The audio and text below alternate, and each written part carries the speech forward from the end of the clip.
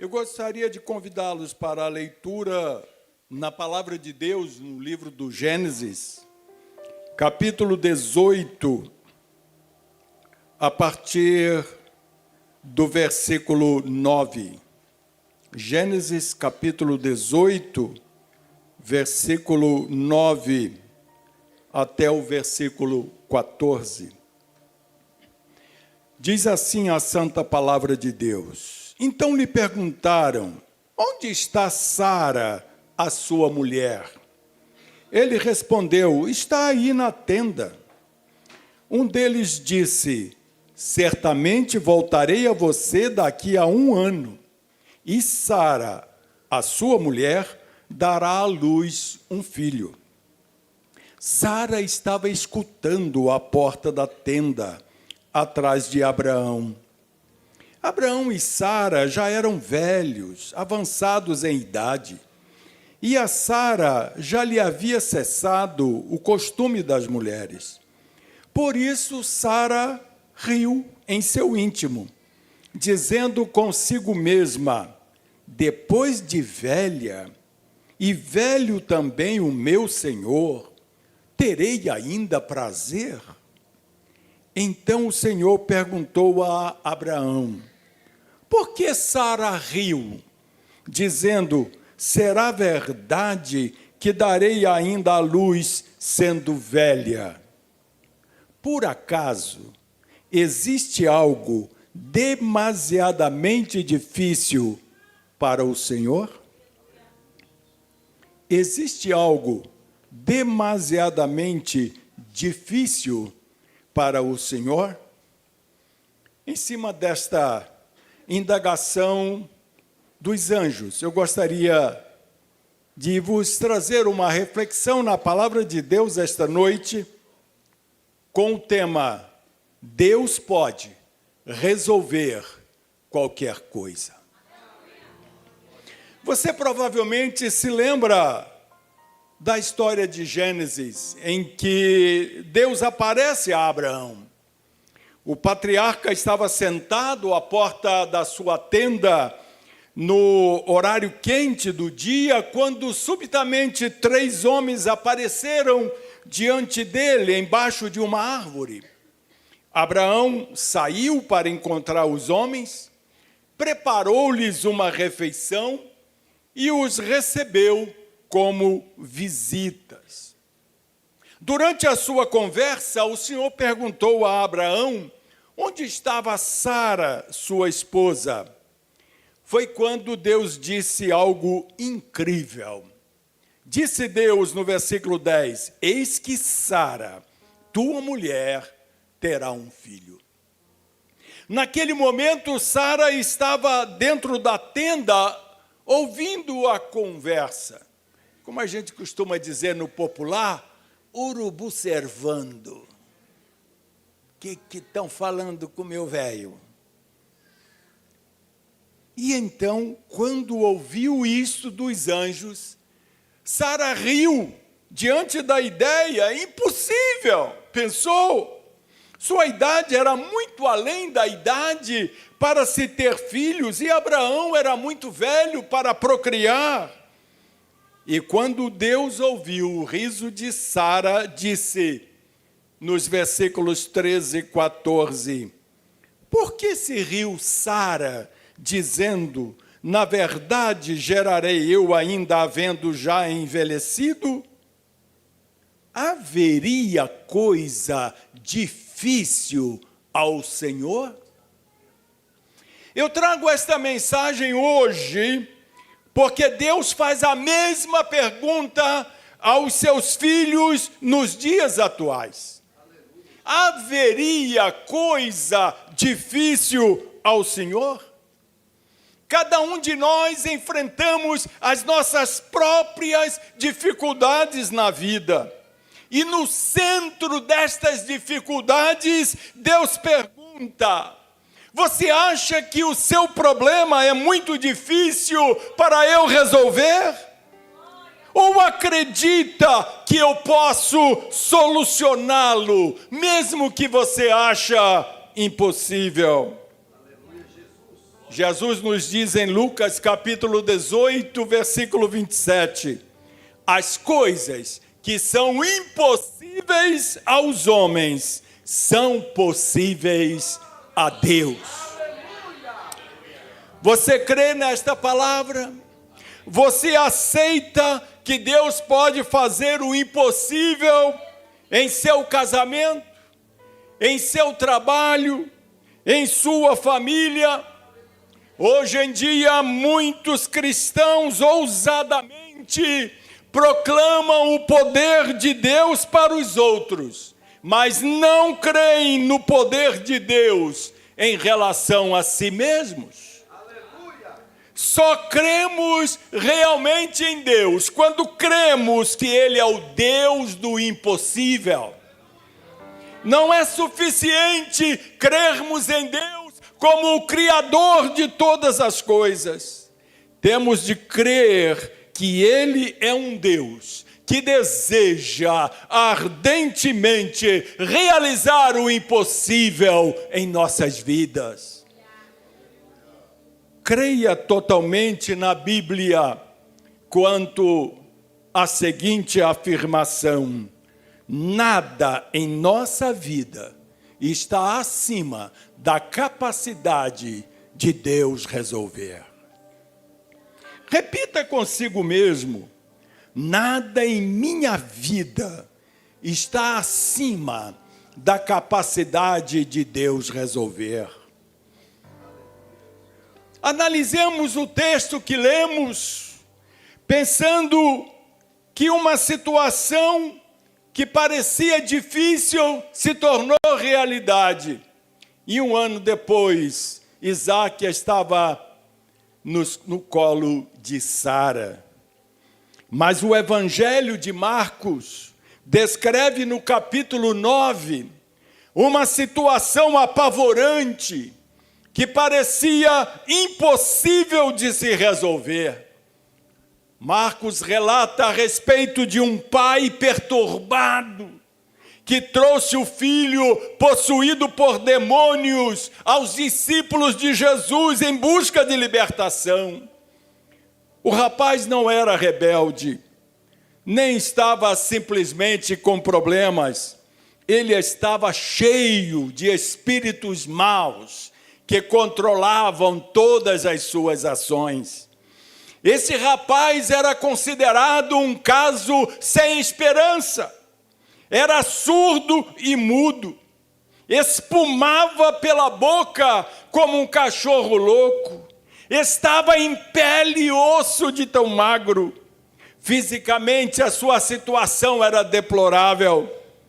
O seu pai tinha de ficar com ele o tempo todo, pois os demônios tentavam lançá-lo no rio, ou no lago mais próximo, ou sobre o fogo, buscando lhe matar.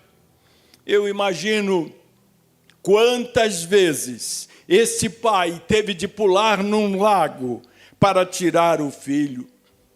Imagine o número de cicatrizes e marcas de queimaduras nesse corpo ferido. Ver o filho nessa situação partia o coração do pai. Quando o pai se apresentou aos discípulos de Jesus, Satanás começa a se manifestar no jovem. Ele começa a espumar pela boca, a rolar pelo chão, se contorcendo, girando com fúria. A Bíblia diz que os discípulos oraram por ele. E eu imagino que talvez tenham orado por muito tempo, mas nada aconteceu. É quando Jesus entra em cena. Ele chega e pergunta: o que está acontecendo? E o pai responde: trouxe meu filho para os seus discípulos, mas não conseguiram curá-lo. Jesus simplesmente responde àquele pai no versículo 23: se tu podes crer, tudo é possível ao que crê. Aleluia! Cristo estava dizendo não só àquele pai, mas dizendo a todos os que estavam à sua volta, a situação, com exceção daquelas que estejam sob o controle do diabo. Quero lhe dizer que não há problema ou circunstância impossível que eu não possa resolver. Então, com uma só palavra, Jesus fez o impossível se tornar uma realidade. Diz o versículo 25 de Marcos 9. Repreendeu o espírito imundo, dizendo-lhe: espírito mudo e surdo, eu ordeno, sai dele e não entres mais nele. Aleluia! Nessa hora o rapaz caiu no chão como morto. Mas a Bíblia diz no versículo 27, que Jesus, tomando pela mão, o ergueu e ele se levantou. Você pode imaginar a alegria desta cena? O rapaz liberto deve ter corrido para seu pai e o abraçado. E o coração do pai pulou de alegria, porque Deus tinha resolvido tudo. Durante esta semana, enquanto meditava nesta palavra, eu me perguntei, por que o Espírito Santo moveu Marcos a incluir essa história no seu evangelho? Eu creio que foi para que todo pai e toda mãe saiba que pode confiar que Deus fará o impossível por seus filhos. O Senhor estava dizendo, nas minhas palavras, eu posso restaurar qualquer coisa e qualquer pessoa, se apenas você crer. Todas as coisas lhe são possíveis através de mim. Louvado seja o nome do Senhor. Meus queridos, hoje, por todo o mundo, multidão de pais cristãos estão em agonia, porque seus filhos estão no poder do diabo, sob o poder do diabo. Eu vejo a dor de mães que viajam para visitar seus filhos na prisão. Elas têm orado por eles há anos, mas agora estão perdendo as esperanças. Quando o presbítero Cristiano estava orando aqui no início do culto, eu me reportei para esta mensagem, pensei comigo, esta oração do Cristiano é a oração dos impossíveis. Vocês perceberam os pedidos que ele colocou diante do Senhor? Só coisa impossível de solucionar, mas você via na oração de Cristiano a fé que ele tem que Deus pode resolver. Ele crê, ele acredita no poder do Senhor para restaurar vidas. Aleluia. Ao mesmo tempo que eu vejo mães que viajam para visitar seus filhos na prisão, eu também vejo pais com o coração partido, que jamais sonharam que suas filhas iriam atrás das drogas, mas sua filhinha se juntou com uma turma errada na escola e se viciaram. Agora ela está nas ruas, vendendo o corpo para sustentar o vício, e o pai passa a noite em claro, derramando um mar de lágrimas. Está convencido de que perdeu a sua filha para sempre. O diabo tem dito a esses pais que seus filhos são um caso sem esperança, que os seus problemas jamais serão resolvidos. O diabo os convenceu de uma mentira, de que Deus é incapaz de ajudá-los. Talvez você ache que o seu marido que não é salvo seja um caso sem esperança, que ele nunca virá a Jesus. Ou talvez tenha perdido as esperanças em relação à sua esposa. Mas pessoa alguma jamais está tão distante a ponto de Deus não conseguir resolver seu caso. Conheço muitos cristãos que testificam: pastor, orei por meu cônjuge durante anos. Aí um dia, quando eu já tinha desistido, Deus operou o milagre.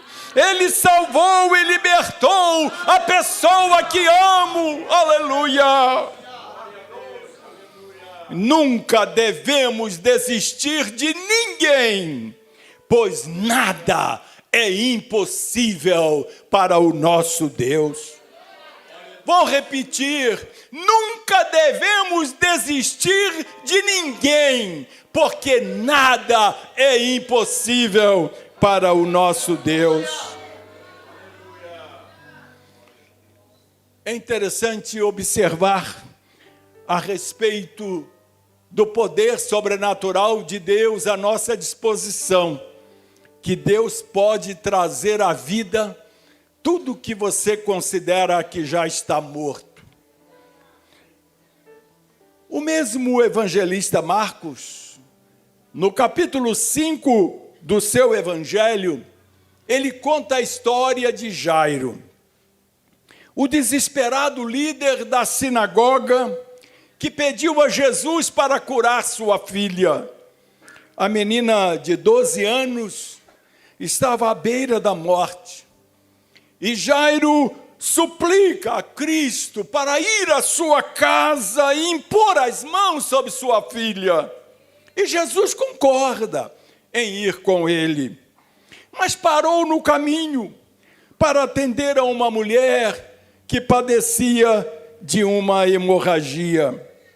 E enquanto Jesus tardava, chegou um mensageiro com a trágica notícia: a filha de Jairo tinha morrido. Então o mensageiro comunicou ao chefe da sinagoga, no versículo 35 de Marcos 5, a tua filha está morta, para que enfadas mais o mestre? O coração de Jairo se apertou com a dor.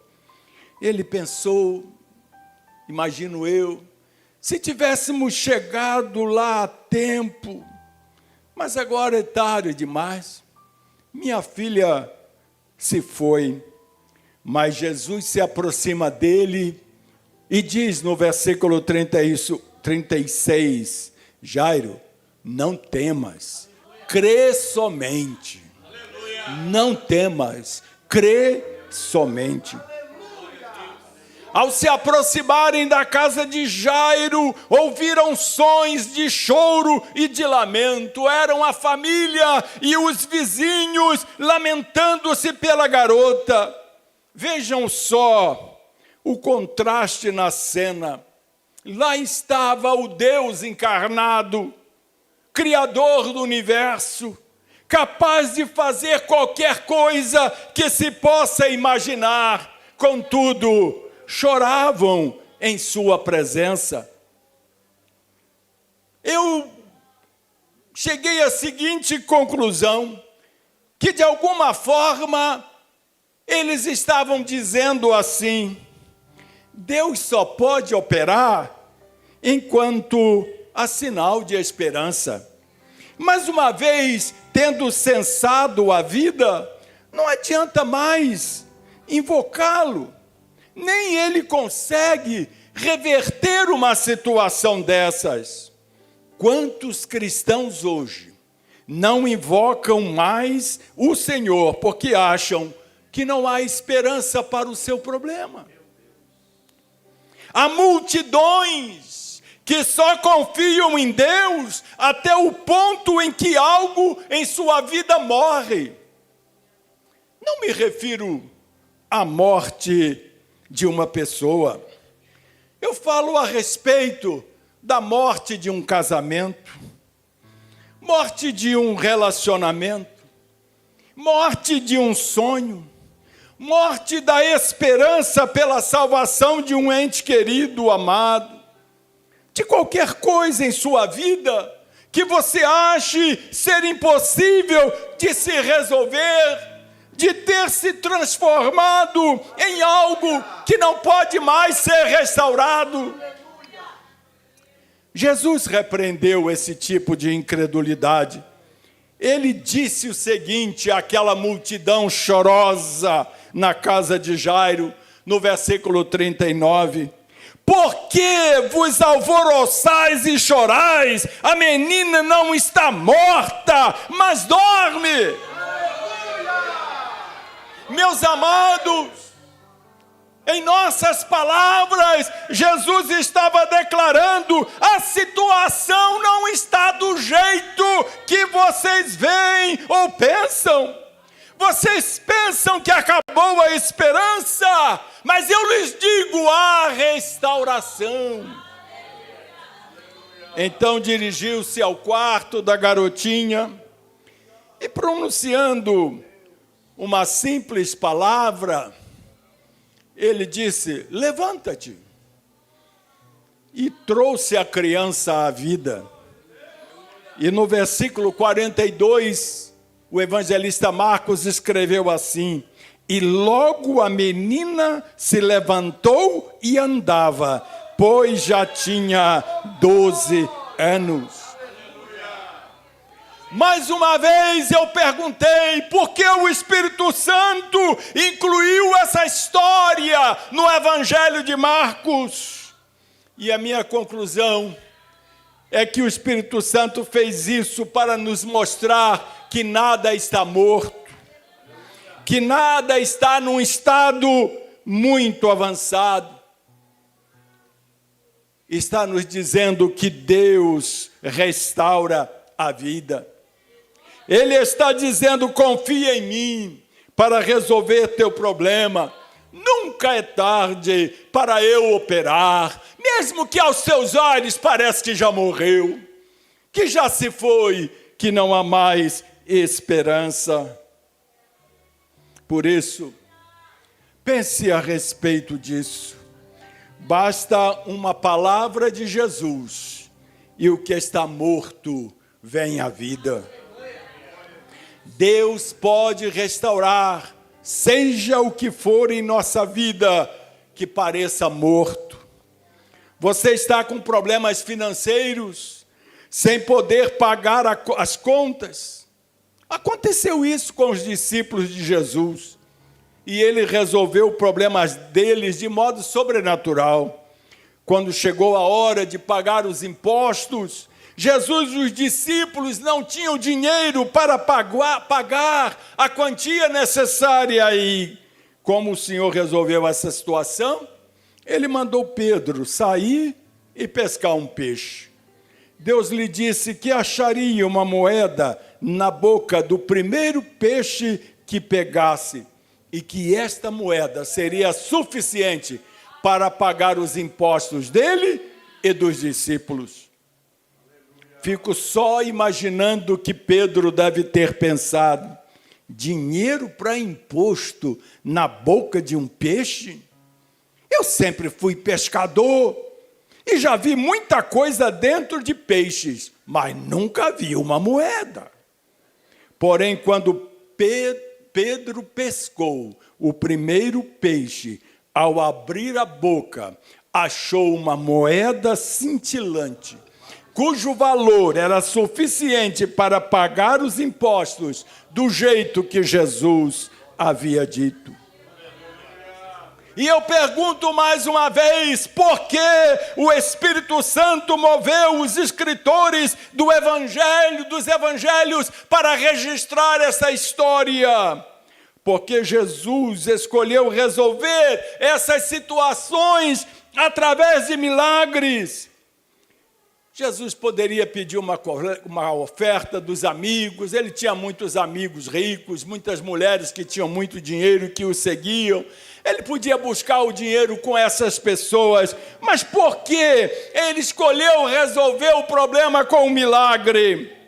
Eu creio que Jesus agiu aqui de modo sobrenatural, porque ele queria provar a seus filhos que ele faz o impossível por eles. Ele pode resolver qualquer problema financeiro, qualquer crise familiar, qualquer necessidade desesperadora. Creia, crê somente a palavra de Jesus. Jesus queria, meus amados irmãos e irmãs, que soubéssemos que Ele é o mesmo Deus que alimentou Elias com pão trazido por um corvo. Ele é o mesmo Deus que impediu que o barril da viúva se esvaziasse durante a seca, que protegeu a viúva de seus credores, enchendo enormes potes de azeite a partir de um pequeno jarro, que alimentou uma multidão de 5.000 pessoas, e mais tarde outra multidão de 4.000 pessoas, com uns poucos peixes e pães, porque Ele sabe que em certas ocasiões em nossa vida, só um milagre pode resolver. E Ele quer nos assegurar que Ele pode fazer o impossível por nós em qualquer situação. Aleluia! E eu queria concluir dizendo que Deus não só pode resolver a tua situação difícil, como Ele também pode resolver o teu problema de pecado. Esta é a maior operação de Deus: transformar o ser humano em uma nova criatura. O homem e uma mulher em um novo homem e uma nova mulher. Tempos atrás, um pastor recebeu uma carta de um presidiário de partir o coração. A carta desse presidiário dizia: pastor, eu sou um pervertido sexual e estou preso por causa deste vício. Fui casado 3 vezes, tenho 4 filhos. A verdade é que gosto de tudo que é pervertido. Tudo que se possa imaginar, eu provavelmente já experimentei. Menti para Deus, prometendo nunca fazer de novo, mas sempre volto a fazer. Eu sofro, porque sei que entristeço a Deus. Quando eu vou aos cultos aqui na prisão, me sinto de 2 caras. Aqui há homens que me respeitam porque lhes dei bons conselhos, mas não guardei isto para mim mesmo. Toco o teclado e canto no culto, mas não me sinto bem porque não estou bem. Quero servir a Deus e quero o seu amor. Estou numa armadilha, pois odeio o que faço, não sei o que fazer. Eu quero dizer a este homem que escreveu esta carta, e a outros aqui que me ouvem: não perca as esperanças. Deus pode consertar a sua mente pervertida. Ele deseja trazer cura para você. Deixe-me dar um testemunho pessoal. Houve uma época na minha vida em que eu achei que não havia cura para as lésbicas e os homossexuais. Eu via programas para reabilitação de drogados e alcoólatras funcionarem, mas eu via poucas vitórias com homossexuais. Então o Senhor começou a me enviar testemunhos de homossexuais que haviam sido libertados de sua escravidão. E eu fui vendo como eu estava enganado, como o poder de Deus não tem limite, como aquilo que os homens dizem que é natural, mas não é natural, porque a palavra de Deus diz que não é natural. Deus é capaz de mudar esta situação. Eu também recebi informações de outras pessoas que haviam sido libertos dos piores tipos de perversões sexuais que há na terra. E hoje eu digo a qualquer pessoa, com amor profundo e real: se você quer libertação, Deus é capaz de lhe conceder isto. Não importa qual o tipo de luta que você enfrenta, Ele pode romper o seu hábito e lhe conceder a libertação. Aleluia. E eu concluo dizendo, nesta mensagem, citamos alguns exemplos de vida. É possível que a sua vida seja diferente de tudo o que foi mencionado aqui. Contudo, você deve crer que nada em sua vida é impossível para Deus. Assim, prezado irmão, prezada irmã, prezado visitante, prezado jovem, aproprie-se da fé. Creia que Deus vai mudar e transformar totalmente sua vida. Se Ele concedeu isto a Sara, a viúva pobre, ao jovem possuído pelo demônio, à filha de Jairo, Ele pode conceder a você, porque o nosso Deus pode resolver qualquer coisa. E eu termino dizendo, nada em nossa vida está acima da capacidade de Deus resolver. Por isso, repita com você mesmo no seu coração: nada em minha vida está acima da capacidade de Deus resolver. Que Deus abençoe a todos, em nome de Jesus. Amém.